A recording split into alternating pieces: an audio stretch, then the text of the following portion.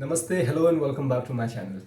यार आज ना हम एक वीडियो पे रिएक्ट करने जा रहे हैं। इस वीडियो को काफ़ी बार रिक्वेस्ट किया है लोगों ने कि हम मिलके इस पे रिएक्ट करें, इसको देखें। मैं आपको बता दूं, बहुत ही संजीदा टॉपिक है कि इंडिया को मुगल्स ने कुल मिलाकर कितना लूटा। आंसर्स हम सबको पता है, बहुत लूटा, लेकिन एग्जैक्टली कितना लूटा पता करते हैं। हेलो फ्रेंड्स, मैं हूं गौरव और क्या आप जानते हो 16वीं शताब्दी में भारत माँ की गोद में उसके 74 लाख बच्चों ने घुट घुट कर अकाल में दम तोड़ दिया था। अच्छा।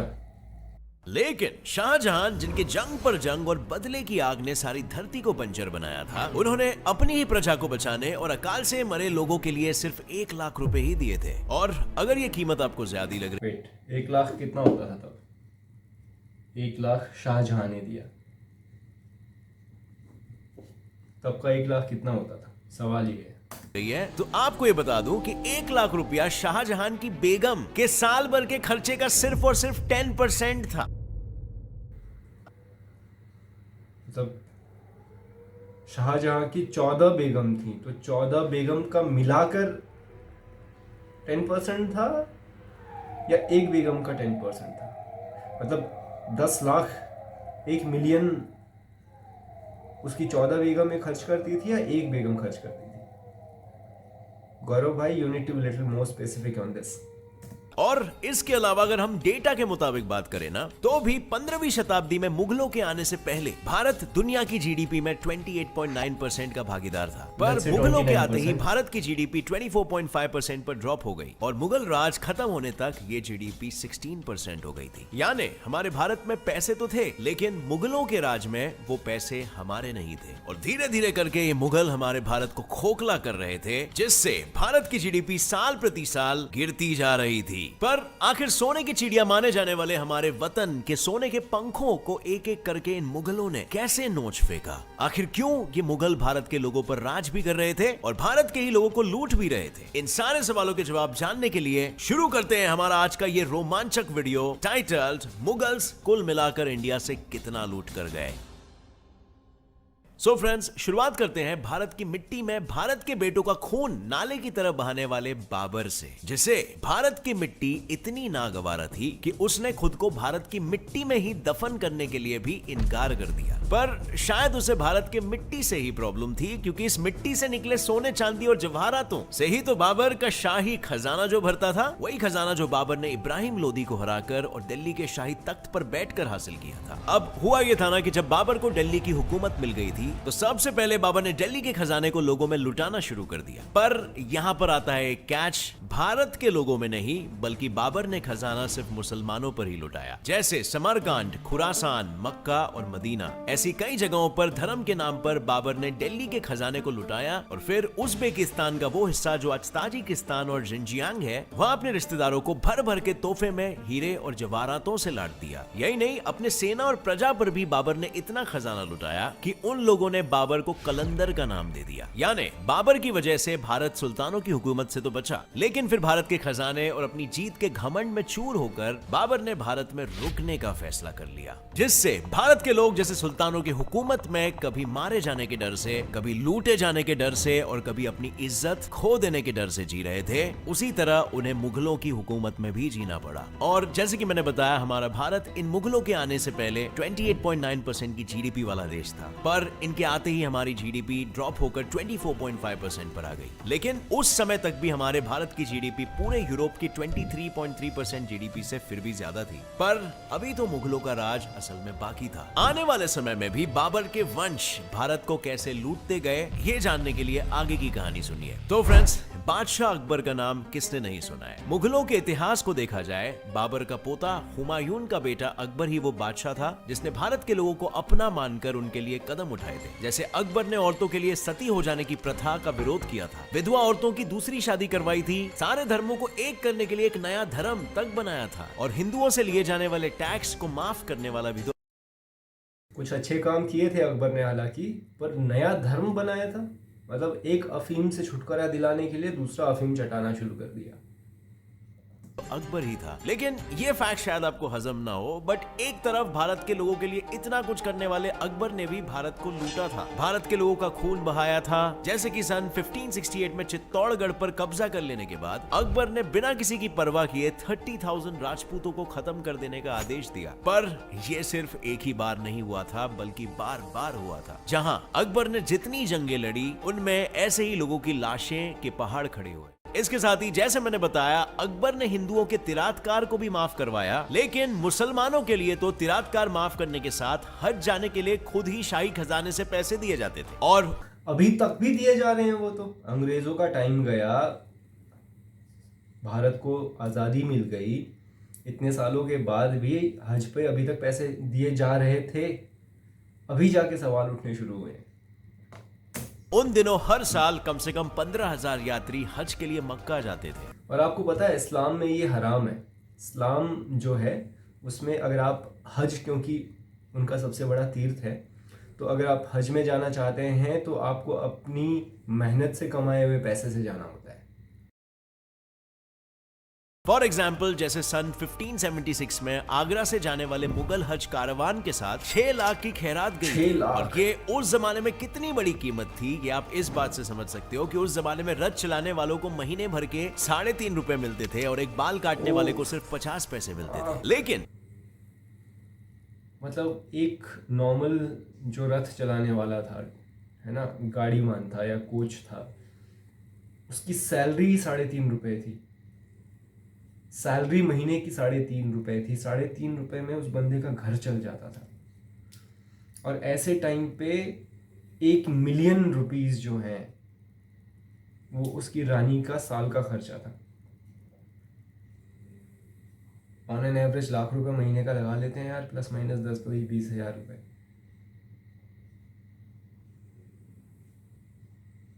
काफी अय्याश थे भाई।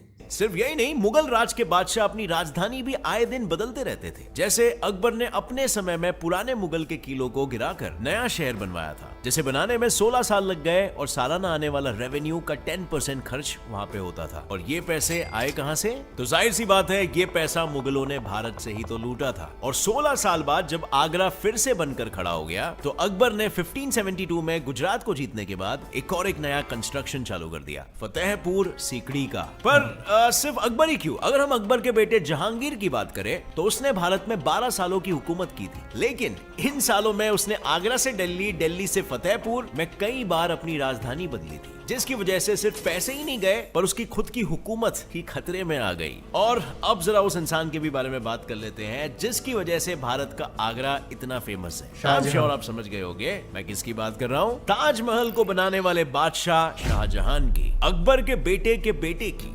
अब इनकी तारीफ में और कुछ कहने से पहले बात करते हैं सन 1628 की, जब शाहजहां बादशाह बन चुके थे और उन्होंने पर्शियन न्यू ईयर नवरोज की खुशी में एक बड़ी दावत रखी थी, जिसमें सारे राजघराने शामिल थे और वहां पर उन्हें तोहफे और पदवियां दी जाती थी। और यहाँ पर शाहजहां ने अपनी सबसे पसंदीदा बेगम मुमताज महल को तोहफे में 50 लाख रुपए दिए थे और वहीं अपनी बेटी जहानारा को 20 लाख रुपए दिए थे। अब इस रकम का कंपैरिजन मैं आपको ऑलरेडी बता चुका हूँ। 50 पैसा उस समय के नाई की मंथली इनकम हुआ करती थी और यहाँ पर लाखों में खेला जा रहा है। लेकिन अब चलते हैं 2 साल आगे, जब भारत के गोलकोंडा, अहमदनगर, गुजरात और मालवा के कुछ हिस्सों में भयंकर अकाल आया, जिसने 74 लाख लोगों को मौत की खाई में ढकेल दिया। उस समय शाहजहां जो अपनी बेगम पर 50 लाख उड़ा रहे थे, उन्होंने अपनी आवाम के लिए क्या किया? यस, जैसे मैंने आपको बताया, उन्होंने अकाल से अफेक्टेड लोगों को बस 1 लाख रुपए दिए। सबको, हाँ, एक जन को नहीं, सबको मिला जुला के। पर सबसे बड़ी बात क्या है आपको पता है? वो ये है कि इन जगहों पर जो अकाल आया था ना, वो शाहजहां खुद के वजह से आया था, जिसने साउथ वेस्ट और सेंट्रल इंडियन राज्यों से लड़ाई की थी और वहां के सारे फसलों और खेतों को बर्बाद कर दिया था। मतलब मुगल इंडिया में बस तो गए थे,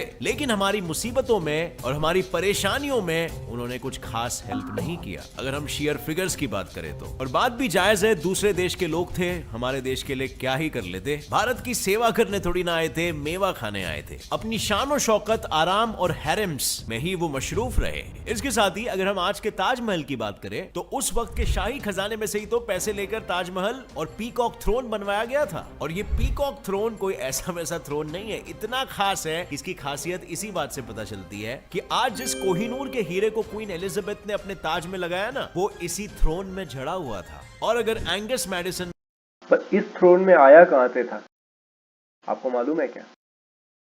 अगर है तो कमेंट बॉक्स में बताना मुझे।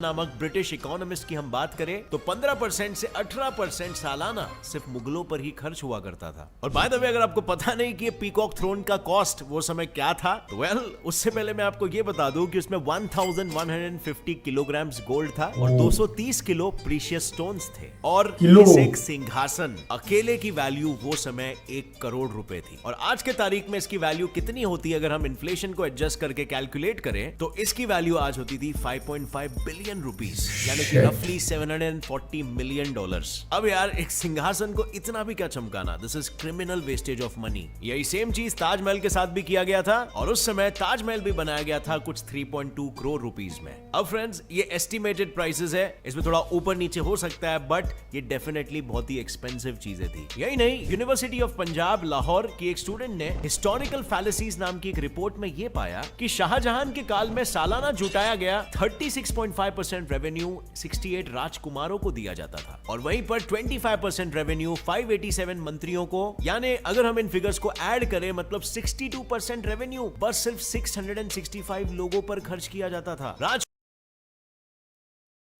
62% of the total revenue from the state is going to only 665 people. कुमारों और मंत्रियों पे, और बाकी का बचा कुचा 38% करोड़ों लोगों में। बाकी की आवाम को खाने के लिए रोटी का एक टुकड़ा भी नसीब होगा या नहीं, इसकी किसी को कोई फिक्र नहीं थी। जबकि मुगलों के पास ये सारे धन दौलत भारत के लोगों के द्वारा ही भरे हुए टैक्सेस से आते थे, क्योंकि उस वक्त मुगलों के सालाना जमा होने वाले रेवेन्यू का 90% कॉन्ट्रीब्यूशन तो टैक्सेस से ही आता था। लेकिन इतिहास के पन्ने पलटकर अगर देखें तो औरंगजेब को मुगलों का वो बादशाह माना जाता था जो भारत का सबसे बड़ा दानी था, लेकिन उसने हमें कुछ नहीं दिया, बल्कि महादानी का एक खिताब उसे सन 1661 से 1667 तक पर्शिया के राजकुमार बल्ख, बुखारा, उरगंज, शहरीनऊ, टर्किश गवर्नर बसरा की वजह से मिला था, जिनके ऊपर औरंगजेब ने 7 साल में 3 मिलियन यानी कि 30 लाख रुपए पानी की तरह उड़ा दिए। और ये सिर्फ इसीलिए था ताकि ये राजकुमार तोहफों के चकाचौंध में खो जाए और खोकर औरंगजेब की काली करतूतों को भूल जाए, वही काली करतूत जो उसने अपने ही पिता और अपने भाई को मारकर की थी। और आज के दौर में ट्रू इंडोलॉजी के एक डेटा के मुताबिक औरंगजेब ने अपनी हुकूमत के 6 सालों में 70 लाख रुपए कई मुस्लिम देशों में भेजे थे, जो उस समय इंग्लैंड की टोटल रेवेन्यू से 2 गुना ज्यादा बड़ा अमाउंट था। और भारत और भारतवासियों का इतना पैसा लुटाने के बाद बदले में औरंगजेब को शायद ही कभी इस्लामिक रेलिक्स के अलावा कुछ और मिला हो, लेकिन इसके लिए औरंगजेब ने कभी भी कुछ नहीं किया। पर अगर गलती से भी किसी भारत के किसान से टैक्स भरने में जरा सी भी देर हो जाती तो उसे उस दौर में मौत तक की सजा हो सकती थी। पर भारत के लोगों का खून पसीना चूसने वाले औरंगजेब ने भारत के लिए आखिर क्या बनाया? कुछ भी नहीं। मगर सिर्फ औरंगजेब ही क्या, मुगलों की पूरी हुकूमत में मुगलों ने भारत के लिए क्या बनाया? मेरा मतलब है, लोगों के लिए ना रास्ते बनवाए, ना नहरें बनवाई, ना कॉलेजेस बनवाए, तो आखिर किया क्या? वेल, बाकी सभी ने क्या किया ये तो मैं आपको ऑलरेडी बता ही चुका हूँ, पर औरंगजेब ने स्पेसिफिकली तो हद ही कर दी, क्योंकि इस बादशाह ने कई लाख हिंदुओं को मारकर उन्हें इस दुनिया से हमेशा के लिए हटा दिया। और इतना कम नहीं था, जो औरंगजेब ने भारत के कल्चरल इंस्टीट्यूशंस और हजारों मंदिरों का नामो निशान मिटाया। और कई हिस्टोरियंस का तो ये तक कहना है कि साउथ इंडिया की तरह नॉर्थ इंडिया में बड़े ऊंचे मंदिर इसीलिए नहीं है क्योंकि औरंगजेब ने भाई, let me know if we have links and details about these destructions also.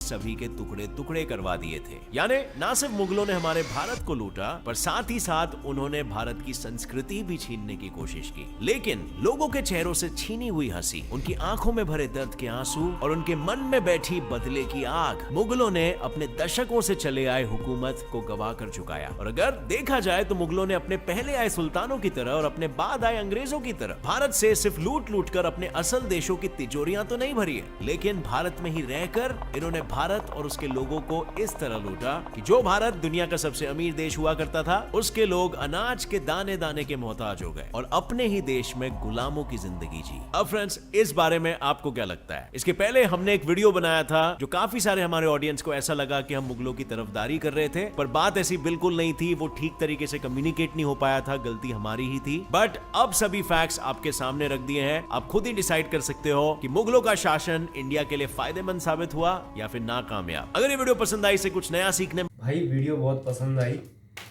बहुत ही सही फैक्ट्स ढूंढ के लाए थे आप। कुछ चीज़ों को लेके कंफ्यूजन था मेरे दिमाग में, बट 74 लाख लोग जो है सूखे से, भूखमरी से मरे थे, है ना। और हिंदुस्तान की जो जीडीपी थी वो 29% थी, 29% से उसको 16% पे लेके आ गए। और ब्रिटिशर्स जो हैं उस 16% से उसको 2% पे लेके आ गए, और अब दोबारा स्ट्रगल कर रहे हैं इसको 5% तक पहुंचाने के लिए। थैंक यू सो मच भाई, जिसने भी ये रेकमेंड किया है। दोस्त, आपका नाम तो नहीं पता क्योंकि आपने कुछ और ही नाम लिखा हुआ है, बट बहुत खूबसूरत वीडियो था, बहुत ही नॉलेजेबल था, बहुत तकलीफ़देह भी था। हमारे जो पूर्वज हैं वो किस तरीके से सफ़र कर रहे थे इन सब चीज़ों से। और सच बात तो ये है कि जितने भी बाहरी आक्रांता आए थे भारत में, उन्होंने सिर्फ लूटा ही है, इस बात में कोई दो राय नहीं है। उन्होंने कुछ नहीं किया इस मुल्क के लिए, इस देश के लिए। जैसे कि इन्होंने कहा, ना नहरें बनाई, ना सड़कें बनाई, और जो यहाँ पे था उसको तोड़ा, उसको डिस्ट्रॉय किया, है ना, उसको परिवर्तित कर दिया। जैसे बाबरी मस्जिद का एक केस हमारे सामने है, कई लोगों का अभी भी मानना है कि वो मस्जिद था, लेकिन अब ये साबित हो चुका है, सुप्रीम कोर्ट की भी वर्डिक्ट आ चुकी है, वहाँ मंदिर बनना शुरू भी हो गया है। और ऐसे ही कितने और मंदिर थे मस्जिद में कन्वर्ट हो गए, जो कि बाद में चल के कितने मंदिर थे डिस्ट्रॉय कर दिए गए, पूरी तरीके से नेस्तनाबूद कर दिए गए। Thank you so much for suggesting me this video. और अगर कुछ और भी है जो आप चाहते हैं कि मैं रिएक्ट करूं तो प्लीज़ कमेंट बॉक्स में ज़रूर बताना। हो सकता है कि मुझे टाइम लगे, पर मैं पूरी कोशिश करूंगा कि उस पर रिएक्ट करूं। मेरे पास वैसे भी एक लॉन्ग लिस्ट बन गई है जिस पे मुझे रिएक्शन देना है, और it is going to take some time, but I will do it. और आज के लिए बस इतना ही। आपसे फिर मुलाकात होती है अगले वीडियो में, पर जाने से पहले मैं आपको बोल दूं कि please do subscribe to my channel if you are new. आपका एक सब्सक्रिप्शन मेरे लिए बहुत मैटर करता है। Thank you.